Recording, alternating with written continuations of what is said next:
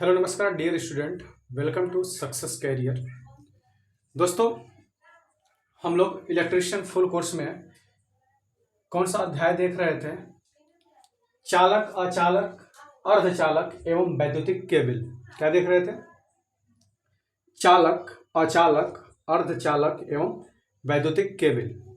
दोस्तों, इसका जो है इस अध्याय का यह भाग दूसरा नंबर है, पार्ट 2 है। और ये हमारा जो क्लास है ये 20वें नंबर का क्लास है।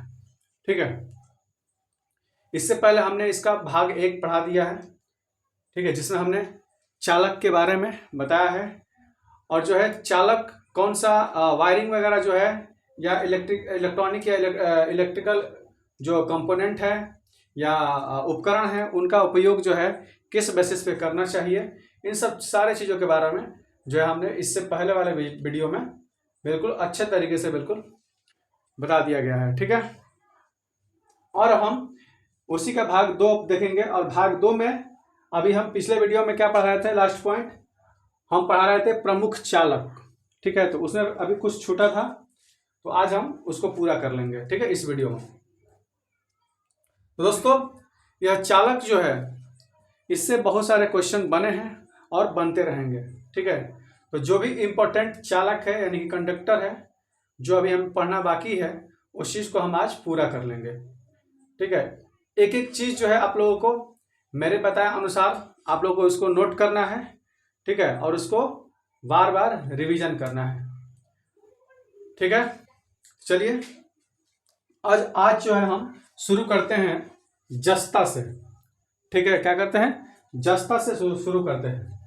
देखिए, एक चीज ध्यान दीजिए। पहले इलेक्ट्रीशियन में आज हम आ गए हैं किस पायदान पे? चालक, अचालक, अर्धचालक एवं वैद्युतिक केबल के पायदान पे आ गए हैं।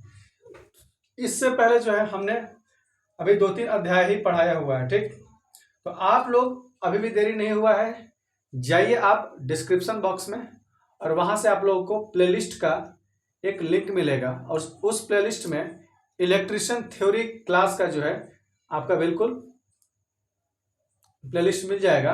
और वहां से आप लोग है हमारा पूरा वीडियो जो है इस क्लास का आप लोग बिल्कुल देखिए। ठीक है, एक एक क्लास जो है आप लोगों के लिए बहुत इंपॉर्टेंट है और एक एक चीज जो मैं लिखवा रहा हूं वो जो है एग्जाम के पॉइंट ऑफ व्यू से बहुत ही महत्वपूर्ण है, इंपॉर्टेंट है। ठीक है, तो अभी तक आप लोगों ने अभी वीडियो नहीं देखा है, इससे पहले का या एक भी वीडियो नहीं देखा है, तो जाइए और तुरंत आप लोग डिस्क्रिप्शन बॉक्स में जाकर के प्लेलिस्ट में इलेक्ट्रिशियन थ्योरी क्लास का वीडियो सारा देखिए एक एक कर करके और उसे नोट करिए और उसको रिवाइज करिए। और आने वाली सभी जो एग्जाम है जिसमें इलेक्ट्रिशियन ट्रेड पूछता हो, ट्रेड का थ्योरी पूछता हो, यहीं से सारा कवर हो जाएगा। ठीक है, तो चलिए शुरू करते हैं प्रमुख चालक। देखिए, पहला जो हमारा है पढ़ेंगे जस्ता। क्या पढ़ेंगे? जस्ता यानी कि जिंक। देखिए, सबसे पहले जो जिंक होता है यानी कि जिंक को हम क्या बोलते हैं? हिंदी में जस्ता बोलते हैं। अब पूछ लेगा कि जस्ता को हम किस सिंबल से दर्शाते हैं, तो ध्यान दीजिए दोस्तों, जस्ता को हम Zn से दर्शाते हैं। कैपिटल में Z और स्मॉल में N, Zn से दर्शाते हैं। ठीक है, अब देखिए, अब पूछ सकता है यहां से कि आपका जस्ता का जो है यानी कि जिंक का जो है एटॉमिक नंबर क्या है, परमाणु क्रमांक क्या है? तो दोस्तों, जिंक का जो परमाणु क्रमांक है वो आपका 30 होता है। कितना होता है? 30 होता है। जिंक का परमाणु क्रमांक 30 होता है। ठीक है, ये चीज आप लोग बिल्कुल याद रखना है। जस्ता का परमाणु क्रमांक कितना होता है? 30 होता है। ठीक है, चलिए अब देखिए आगे इसमें देखते हैं। आगे है कि यह नीले स्लेटी रंग वाली, कैसा होता है? यह नीले स्लेटी रंग वाली नरम एवं जंगरोधी धातु है। कैसा है? नरम है बिल्कुल एवं जंगरोधी है। तो हमने पहले ही बताया था कि क्या गुण होना चाहिए एक अच्छे चालक का। ठीक है, तो उसको भी आप पिछले वीडियो में जाकर के देख लीजिए। तो ये क्या चीज है? जिंक जो है कैसा स्वरूप है? यह नीले रंग का नीला स्लेटी रंग का है और यह बिल्कुल नर्म होता है और जंगरोधी धातु होता है, जिंक यानी कि जस्ता। ठीक है, इसका उपयोग जो होता है कहाँ होता है? पूछ सकता है कि इसका उपयोग, जस्ता का उपयोग कहाँ होता है? तो जस्ता का जो उपयोग होता है वो शुष्क सेलों के खोल बनाने में, शुष्क सेलों के क्या बनाने में, शुष्क सेलों के खोल बनाने में, और लोहे के तार चादरों, ठीक है, पाइपों पर, ठीक है, लोहे के तार और चादरों और पाइपों पर जंग रोधी परत चढ़ाने के लिए, जंग रोधी परत, वैसा परत समझ रहे ना, वैसा परत जो जिसपे जंग ना लगे, ठीक है, तो वही जो है जंगरोधी परत चढ़ाते हैं। तो उसी जंगरोधी परत चढ़ाने की प्रक्रिया जो है वो गैल्वेनाइज्ड कहलाता है। क्या कहलाता है? गैल्वेनाइज्ड कहलाता है। तो पूछ सकता है कि गैल्वेनाइजेशन में कौन सा धातु का प्रयोग किया जाता है, गैल्वेनाइजेशन में जो है गैल्वेनीकरण में कौन सा धातु का प्रयोग किया जाता है। तो दोस्तों आप लोग बिल्कुल याद रखिएगा, गैल्वेनाइज करने के लिए पाइपों पर या तार के चादरों पर जो है जंग से बचाने के लिए, जंगरोधी बनाने के लिए जो है हम यूज करते हैं किस चीज का, जस्ता यानी कि जिंक का करते हैं। ठीक है, चलिए आगे जो हमारा क्या है, प्रमुख चालक में हमारा है निकल। क्या है? निकल। देखिए दोस्तों, निकल का जो हमारा है, निकल को हम किस सिंबल से प्रदर्शित करते हैं, किस सिंबल से दिखाते हैं? NI से दिखाते हैं। किस चीज से दिखाते हैं? NI से दिखाते हैं। कैपिटल में N रहेगा और स्मॉल में क्या रहेगा? I रहेगा। ठीक है, अब देखिए, अब इसका पूछ सकता है कि एटॉमिक नंबर क्या है, परमाणु क्रमांक क्या है। तो इसका परमाणु क्रमांक होता है 28 होता है। कितना परमाणु क्रमांक होता है? 28 होता है। तो 28 परमाणु क्रमांक किसका होता है जी? निकल का होता है। ठीक है, किसका होता है? निकल का या निकल का। ठीक है, चलिए आगे है हमारा कि यह सफेद, देखिए निकल का हम गुण बता रहे हैं। निकल का जो है हम क्या गुण बता रहे हैं? यह सफेद रंग की जंगरोधी धातु है। किस कलर की है भाई?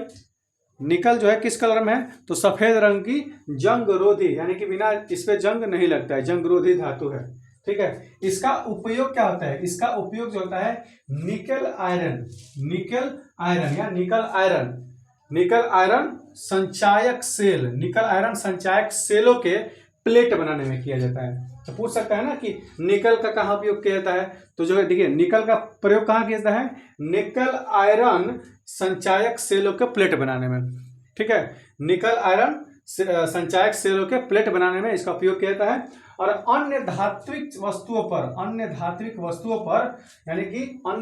वस्तुओं पर जंगरोधी परत चढ़ाने के लिए भी किया जाता है। निकल का भी अन्य जो धातुएं हैं, ठीक है, अन्य भी जो धातु हैं उन पे परत चढ़ाने के लिए भी इसका उपयोग किया जाता है। किस चीज का? निकल का, कि उस पर जंग न लगे। ठीक है, क्योंकि निकल पे जंग नहीं लगता है तो दूसरे धातु पे इसका परत चढ़ाया जाता है। तो क्या हो जाएगा, जब निकल किसी दूसरे धातु पर निकल का परत चढ़ा दिया जाएगा तो उस पर क्या होगा? जंग नहीं लगेगा। ठीक है, ये चीज को भी आप लोग बिल्कुल ध्यान से देखिएगा। चलिए आगे देखते हैं। आगे हमारा है पीतल। क्या है? पीतल यानी कि ब्रास। क्या होता है? पीतल को क्या कहते हैं? ब्रास कहते हैं। ठीक है, पीतल हिंदी में और ब्रास इसको क्या कहते हैं? इंग्लिश में कहते हैं। ठीक, देखिए पीतल क्या होता है दोस्तों? पीतल जो होता है यह एक मिश्र धातु है। अब मिश्र धातु का मतलब क्या होता है कि दो धातुओं से मिलकर बनाया गया जो एलॉय होता है वो क्या कहलाता है? मिश्र धातु कहलाता है। क्या कहलाता है? मिश्र धातु कहलाता है, यानी कि दो या दो से अधिक। तो देखिए इसमें जो है मिश्र या पीतल क्या है? एक मिश्र धातु है। ठीक है, पीतल क्या है? एक मिश्र धातु है जो कौन कौन से धातु से मिलकर बना है? वो बना है तांबा से और जस्ता से। तांबा से और जस्ता से मिलकर बना है। ठीक है दोस्तों, अब देखिए इस मिश्र धातु में कोई ना कोई एक निश्चित अनुपात में, एक निश्चित रेशियो में डाला जाता होगा इसका मात्रा। तो देखिए तांबा का जो मात्रा है वो होता है 37%। ये क्वेश्चन पूछा हुआ है। ठीक है, 37% और जस्ता का 63%। तांबा कितना मिलाया जाता है आपका? तांबा जो है 37% और जस्ता जो है वो कितना मिलाता है? 63% मिलाया जाता है। ठीक है, आगे देखिए, अब ये कलर कैसा होता है इसका? तो यह कलर जो होता है पीले रंग का होता है। किस कलर का होता है? पीले रंग का होता है। अब पीले रंग वाली ये क्या है? एक मिश्र धातु है और इसका उपयोग होता है वैद्युतिक उपकरणों के संयोजक माने पॉइंट, जोड़ पे और पेंच के खोल पे, जहाँ पे हम किसी चीज पेंच को ऐसे हम पेंच मतलब समझ रहे हैं ना? पेंच मतलब क्या? स्क्रू को ऐसे हम जहाँ हम कसते हैं, जैसे मान लीजिए कि मोबाइल देखे होंगे, मोबाइल सेलफोन होता है तो उसमें जो स्क्रू कसा जाता है, तो जिसमें स्क्रू को कसा जाता है स्क्रू है, ये स्क्रू है, अब इसमें ये कसा जा रहा है, तो ये वाला जो हिस्सा होता है वो किसी का बना होता है, पीतल का ही बना होता है, ठीक है। तो क्या क्या होता है, पेंच के खोल आदि बनाने में किया जाता है, ठीक है। क्या चीज किस चीज का उपयोग किया जाता है, पीतल का उपयोग किया जाता है, ठीक है। देखिए दोस्तों, अब ये चीज जो है, क्वेश्चन जो है इसमें कैसे बन सकता है, तो पीतल से बन सकता है कि पीतल जो है एक मिश्र धातु है, तो पीतल जो मिश्र धातु है वो कौन कौन से धातुओं से मिलकर के बना है, तो आंसर क्या हो जाएगा, तांबा और जस्ता। जस्ता को हम क्या कहते हैं, हम जिंक कहते हैं, क्या कहते हैं, जिंक कहते हैं, ठीक है, क्या कहते हैं, जिंक कहते हैं। चलिए, अब ये तो हो गया, किस कलर का हो सकता है, किस कलर का होता है, तो पीले कलर का होता है, ठीक। तो सबसे ज्यादा इंपॉर्टेंट है कि इसका परसेंटेज याद रखिएगा, सबसे ज्यादा इंपॉर्टेंट क्या है कि इसका परसेंटेज याद रखिएगा, ठीक। आगे देखिए, अब इसमें क्या होता है कि परमाणु क्रमांक तो बिल्कुल साथ में याद रखना है, परमाणु क्रमांक जो है एटॉमिक नंबर बिल्कुल आप लोगों को याद ही रखना है, ठीक है। कॉपर का भी हमने बताया था इससे पहले, कॉपर का क्या था, हमने क्या बताया था, 29 बताया था, ठीक है। क्वेश्चन पूछा गया है इसलिए मैं उसको फिर से रिवाइज करवा रहा हूँ। अगर आप लोगों ने इससे पहले वाला वीडियो नहीं देखा है तो उसको जा करके तुरंत जो है ये वीडियो खत्म होने के बाद आप लोग उसको देखिए, या उसको पहले देखिए उसके बाद ही देखिए, तब अच्छे तरीके से आप लोगों को समझ में आएगा, ठीक है।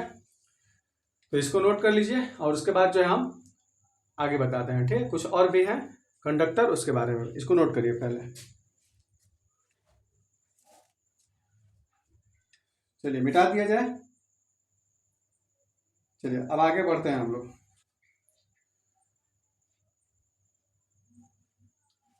तो चलिए दोस्तों आगे देखते हैं, आगे है हमारा लोहा, क्या है, लोहा है, ठीक है दोस्तों। लोहा का जो है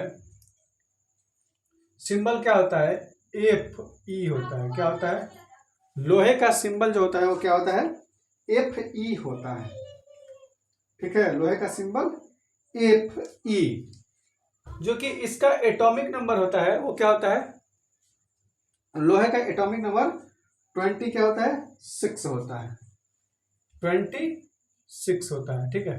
लोहे का जो है, लोहा का एटॉमिक नंबर क्या होता है, 26, ठीक है।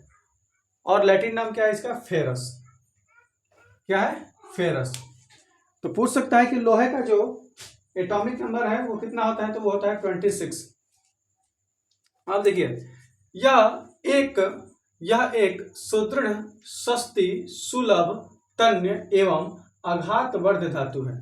कैसा है यह लोहा, कैसा है, एक सुदृढ़ है, क्या है, सुदृढ़ है एकदम, मतलब कि मजबूत, सस्ती, सस्ता है, खर्च में क्या है, सस्ता है बिल्कुल, और क्या है, सुलभ, आसानी से मिल जाएगा, और क्या है, तन्य, बिल्कुल तन्य होता है, ठीक है। भंगुर टाइप का नहीं होता है, तन्य होता है, ठीक है।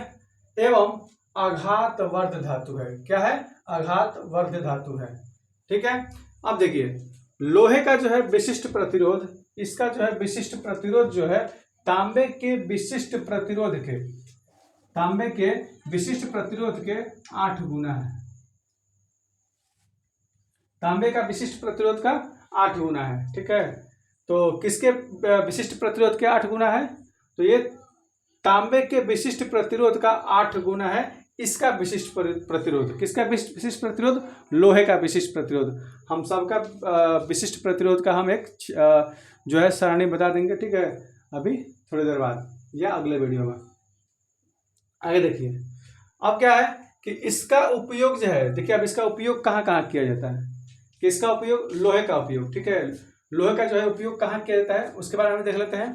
तो देखिए इसका उपयोग जो है, इसका उपयोग टेलीफोन तारों, अर्थिंग, ठीक है, अर्थ तार, टेलीफोन तार और अर्थ तार एवं वैद्युतिक उपकरणों की बॉडी लेमिनेशंस में किया जाता है, ठीक है, आदि में किया जाता है। मतलब क्या कि क्या है, इसका विशिष्ट प्रतिरोध, तांबे के विशिष्ट प्रतिरोध का क्या है, 8 गुना है, ठीक। इसका उपयोग जो है कहाँ कहाँ किया जाता है, टेलीफोन तारों में किया जाता है, ठीक है, और अर्थ वाले तारों में किया जाता है, एवं वैद्युतिक उपकरण है उसकी बॉडी को लेमिनेशंस करने में क्या है, इसका लेमिनेशंस आदि बनाने में किया जाता है इसका उपयोग, ठीक है। ये क्या हो गया हमारा लोहा हो गया। अगला है हमारा टीन है। क्या है हमारा टीन। अब टीन का पूछ सकता है एटॉमिक नंबर वो क्या होता है 50 होता है 50 होता है 50 क्या होता है एटॉमिक नंबर होता है क्या होता है। और इसका सिंबल पूछ देगा तो साइन पूछेगा तो क्या होगा भाई एस एन होगा। क्या होगा एस एन क्या होगा एस एन होगा। ठीक है इस चीज को याद रखिएगा। और इसका लैटिन नाम क्या होगा स्टेनम हो जाएगा। क्या होगा स्टेनम हो जाएगा। ठीक है क्या होगा स्टेनम STANNUM। ठीक है स्टेनम ये चीज याद रखिएगा। ठीक है आगे है कि यह सफेद टीन की बात की जा रही है। किस चीज की बात की जा रही है टीन की बात की जा रही है। यह सफेद अत्यधिक नर्म और जंगरोधी धातु है। यह इसका कलर कैसा है टीन का कलर सफेद है और यह जंगरोधी धातु है।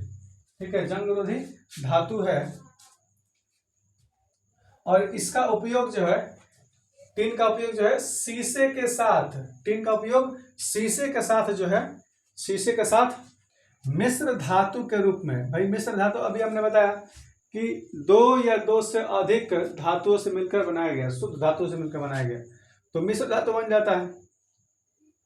क्या बन जाता है मिश्र धातु। तो यह सफेद अत्यधिक नर्म जंगरोधी धातु है और इसका उपयोग जो है शीशे के साथ मिश्र धातु के रूप में फ्यूज तार और सोल्डर आदि बनाने में किया जाता है। फ्यूज का तार जो है और सोल्डर बनाने में यूज किया जाता है। क्या चीज टीन का उपयोग टीन और शीशा मिलाने के बाद। ठीक है आगे देखिए आगे है हमारा जर्मन सिल्वर। क्या है जर्मन सिल्वर है। दोस्तों देखिए जर्मन सिल्वर के बारे में क्या है तो जर्मन सिल्वर पूछता है कि यह मिश्र धातु है और इसमें जो है मिश्र धातु है तो इसमें कौन कौन से धातु से मिलकर यह मिश्र धातु बना है तो यह 60% तांबा 60% 60% तांबा। क्या चीज जर्मन सिल्वर जो है 60% तांबा और 15% निकेल या निकेल 60% तांबा और 15% निकेल एवं 25% जस्ता का मिश्र धातु है।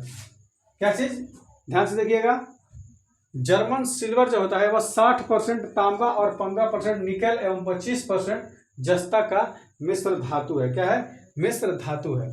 ठीक है तो ये भी हो गया ये भी हो गया और ये भी हो गया। आगे है हमारा शीशा। क्या है शीशा यानी कि लेड। शीशा है लेड।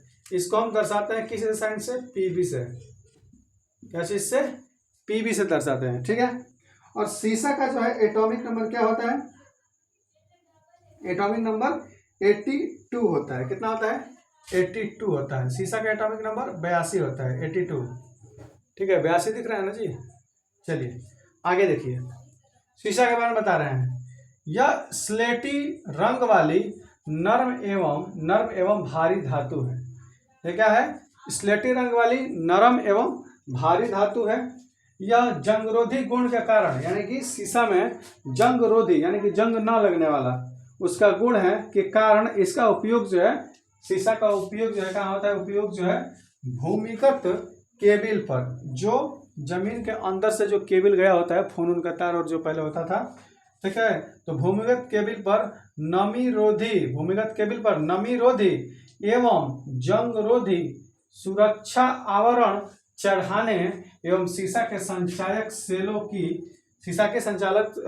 सेलों की यानी कि लेड एसिड एक्यूमुलेशन की प्लेटें बनाने में किया जाता है। तो किस चीज का प्लेट बनाने के लिए तो शीशा संचायक सेल यानी कि लेड एसिड एक्यूमुलेटर्स की प्लेट बनाने में किया जाता है।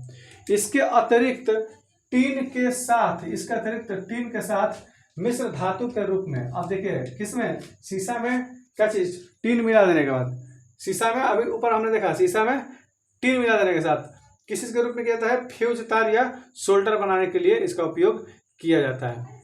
क्या चीज बनाने के लिए फ्यूज तार बनाने के लिए और सोल्डर बनाने के लिए। बात समझ में आ रही है।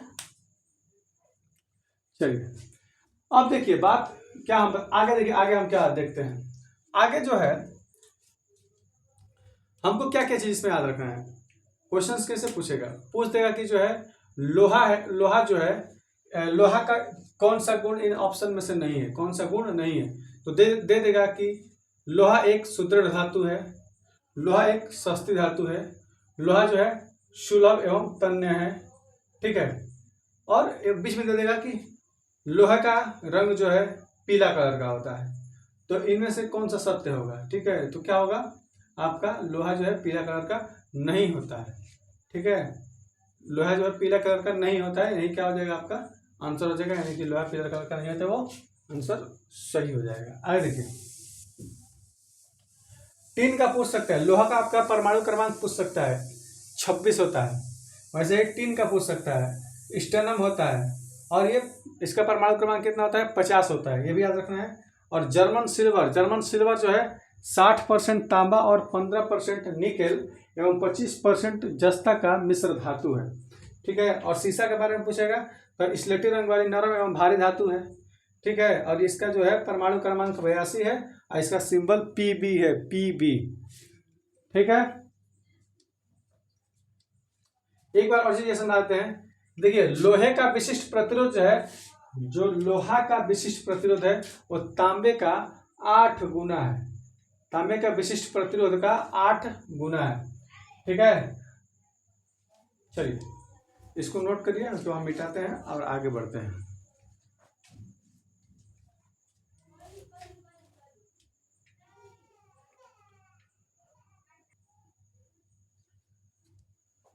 दोस्तों आगे हम पढ़ेंगे क्या, मैग्नीन, क्या पढ़ेंगे, मैग्नीन पढ़ेंगे, ठीक है। मैग्नीन क्या है, देखिए मैग्नीन जो है 84% कापर, 84% कापर और 12% मैग्नीन, ये 12% मैग्नीन,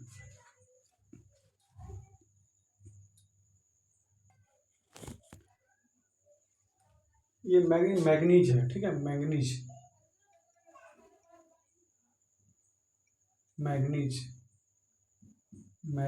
है, ठीक है, ये मैग्नीज है, ठीक।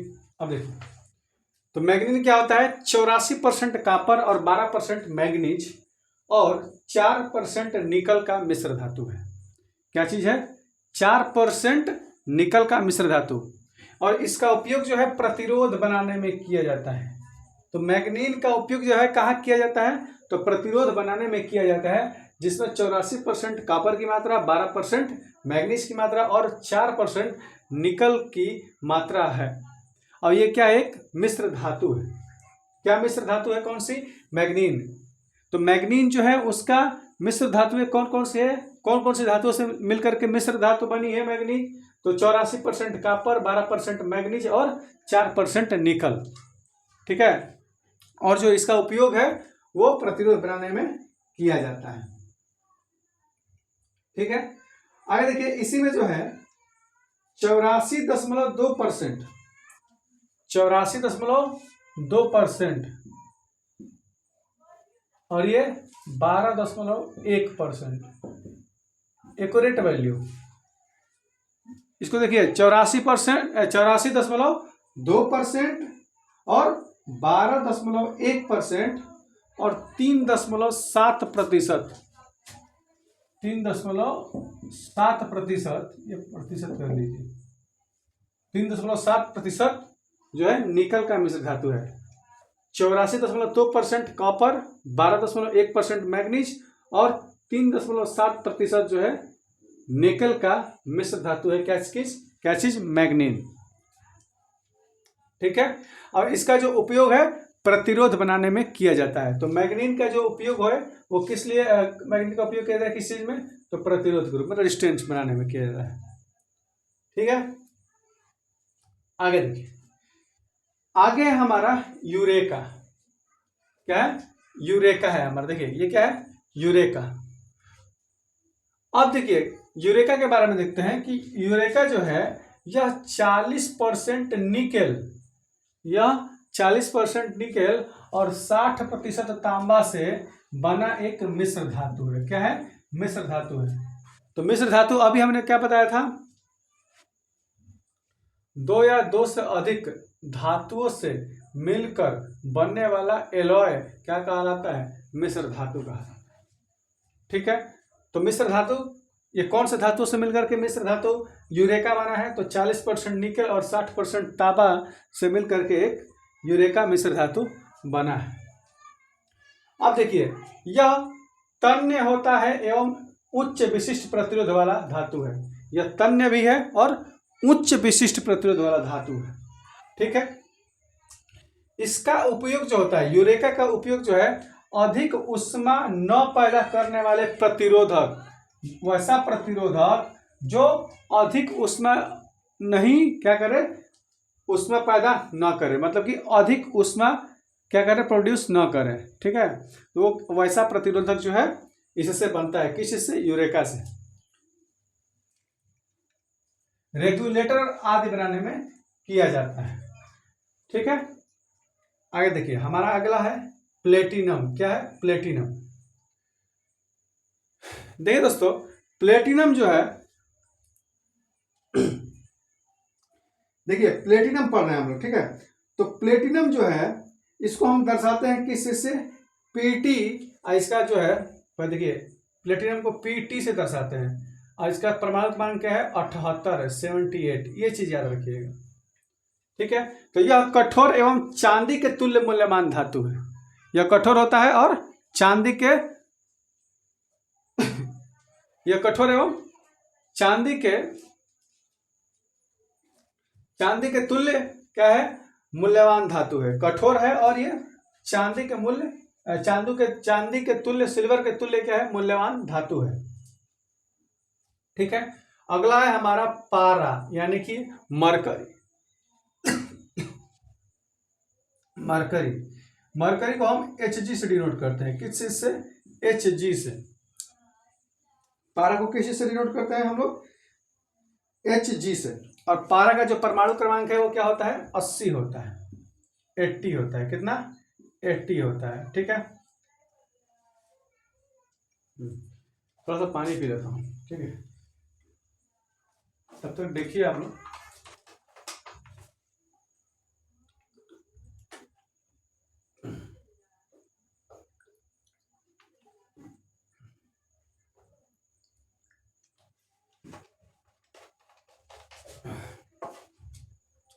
अब देखिए मैं क्या बता रहा हूं,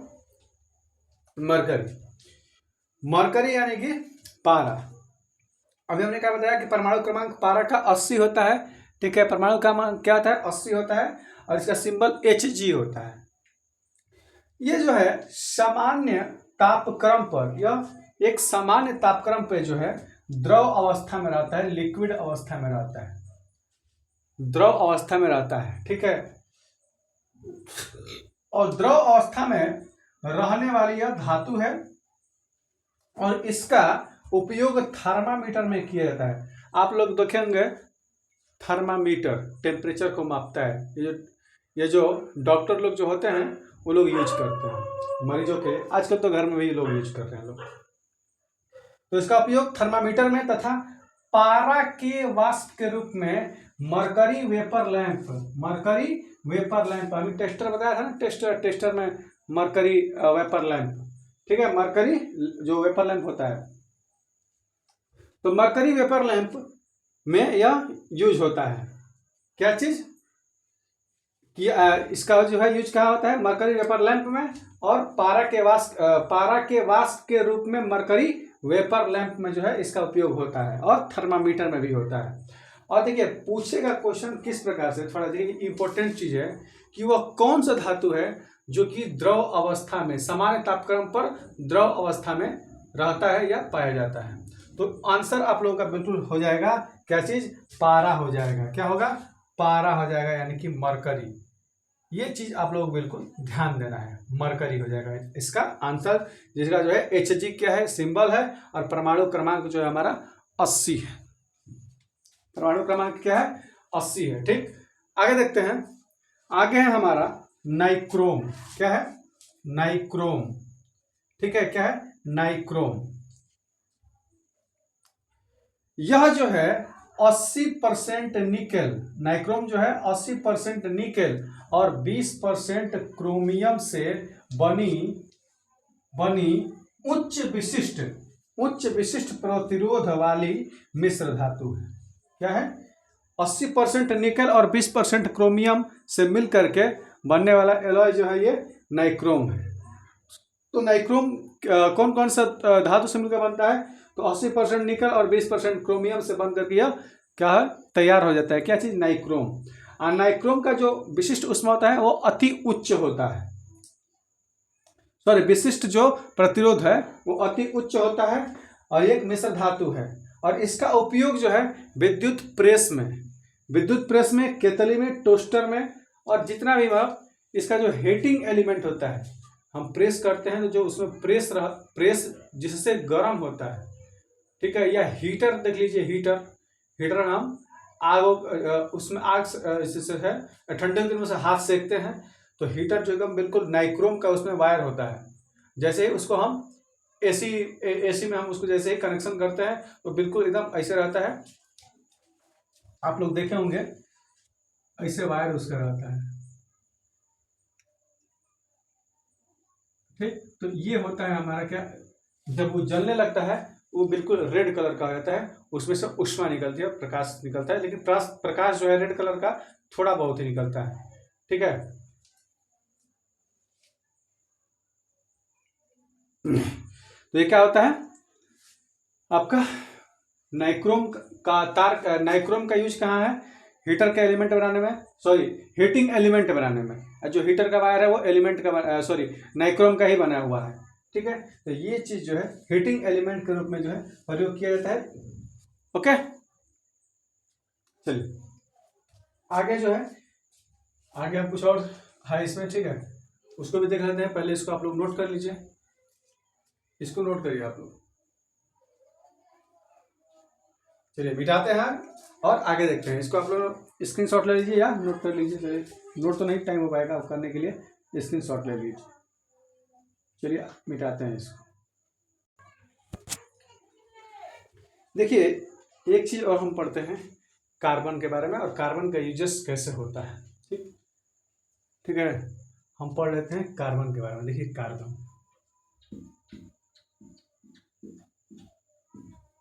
कार्बन क्या होता है? कार्बन का देखिए, पहले तो कार्बन का सिंबल को हम सी से दर्शाते हैं, कैपिटल सी से दर्शाते हैं। और इसका परमाणु क्रमांक क्या होता है? 6 होता है। परमाणु क्रमांक क्या होता है कार्बन का? 6 होता है। ठीक है, तो कार्बन का परमाणु क्रमांक क्या होता है हमारा? 6 होता है, 6 होता है। ठीक है, और यह क्या कैसा पदार्थ है? यह एक अधात्विक पदार्थ है। क्या है? यह एक अधात्विक पदार्थ है। अधात्विक पदार्थ है। ठीक है, ओके, तो कार्बन जो है कैसा एक तत्व है, कैसा पदार्थ है? तो यह एक जो है अधात्विक पदार्थ है। और देखिए इसका विशिष्ट प्रतिरोध का मान बहुत अधिक होता है। इसका विशिष्ट प्रतिरोध का मान बहुत अधिक होता है। इसका जो है विशिष्ट प्रतिरोध का मान, विशिष्ट प्रतिरोध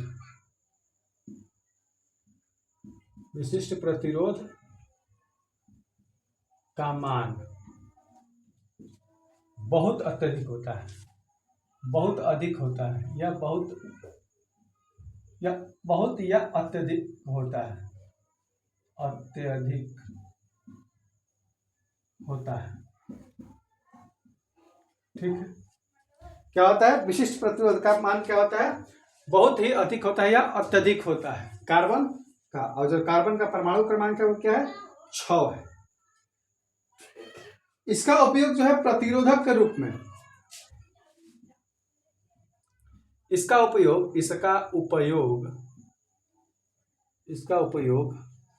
प्रतिरोधक के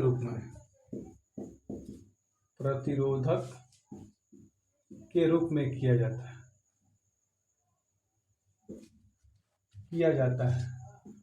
तो हमने बताया था AC एनालिसिस में हमने बताया था।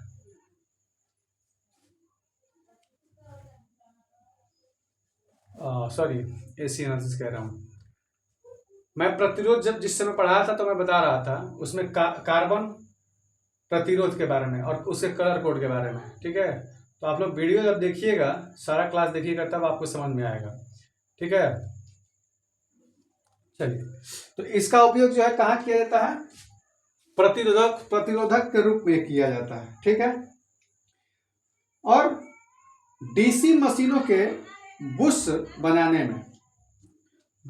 में, डीसी मशीनों के बुश बनाने में, डीसी मशीनों के बुश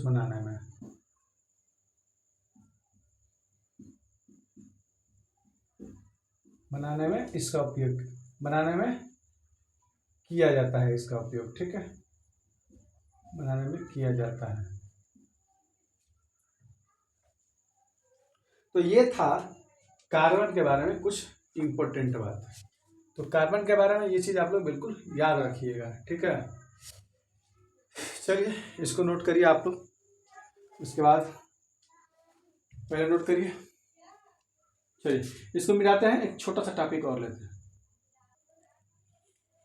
चलिए दोस्तों, एक छोटा सा टॉपिक लेते हैं, विशिष्ट प्रतिरोध। विशिष्ट प्रतिरोध, ठीक। देखिए विशिष्ट प्रतिरोध क्या है। सबसे पहले ये जानिए कि विशिष्ट प्रतिरोध को हम रो से दिखाते हैं। रो से दिखाते हैं, रो, ये रो ऐसे लगभग बनता है, देख लीजिए रो। और रो बराबर क्या होता है? आर गुणे प्रतिरोध गुणे क्या होता है?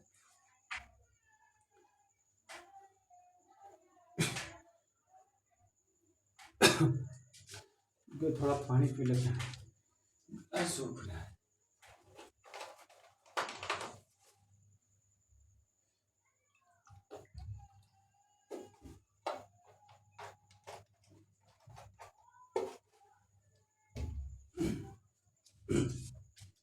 तो रो गुणे A अपान L होता है।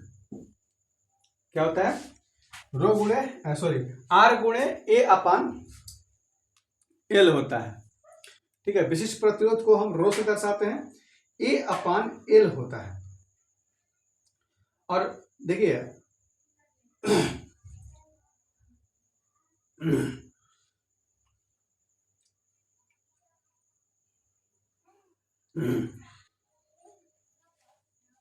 अब देखिए R जो है प्रतिरोध होता है, प्रतिरोध, और A हमारा क्या है? तार का परिच्छेद का क्षेत्रफल, परिच्छेद का क्षेत्रफल, और L क्या है? तार की लंबाई। ठीक है, इसको मैंने बताया भी था। ठीक है, फिर भी मैं आपको बता दे रहा हूँ, विशिष्ट प्रतिरोध की बार बार यहाँ पे जिक्र हुआ था। तो ठीक, अब ये हमारा रो क्या है? विशिष्ट प्रतिरोध है, लिख देता हूँ इधर। चलिए, ऊपर तो लिखा ही है विशिष्ट प्रतिरोध। तो देखिए, अगर हम परिच्छेद का क्षेत्रफल, परिच्छेद का क्षेत्रफल समझ रहे हैं? ये देखिए, ये क्या है आपका? एक वायर है। तो जो ये वाला हिस्सा है ना, ये वाला, यही परिच्छेद है।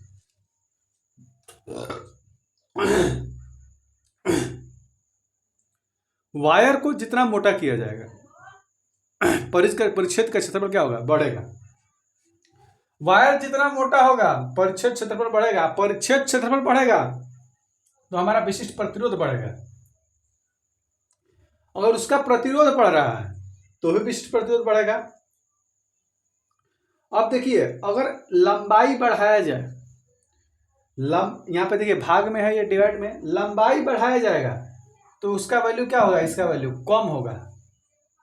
इसका लंबाई बढ़ाया जाएगा तो वैल्यू क्या होगा? इसका कम होगा।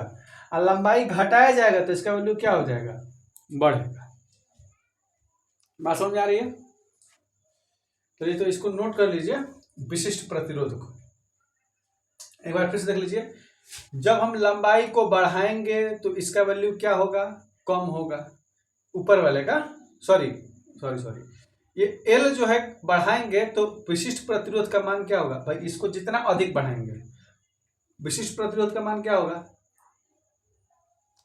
इसका मान क्या हो जाएगा, अगर ये बढ़ जाएगा तो ये इसका मान कम हो जाएगा, जितना ये मान बढ़ेगा उसका मान कम होगा, और जितना इसका मान घटेगा उसका मान बढ़ जाएगा। ठीक है, रो upon R A by L, इस चीज को याद रखिएगा, विशिष्ट प्रतिरोध बराबर, इस पे सवाल भी आएगा बिल्कुल। ठीक है, देखिए तो दोस्तों आज के लिए इस अध्याय में अभी इतना ही। ठीक है, अभी हम इतना ही पढ़ेंगे और आगे जो है अभी हम इसका ही भाग पढ़ेंगे। आगे जो है हम इसका ही भाग पढ़ेंगे। ठीक है, और आगे जो है हम क्या पढ़ेंगे, चालक की चालकता क्रम क्या है, चालक की चालकता पढ़ेंगे, कौन सा चालक की कितनी चालकता है, तो ये हम आगे पढ़ेंगे। उसके बाद भी और सारे टॉपिक हैं उसको पढ़ेंगे।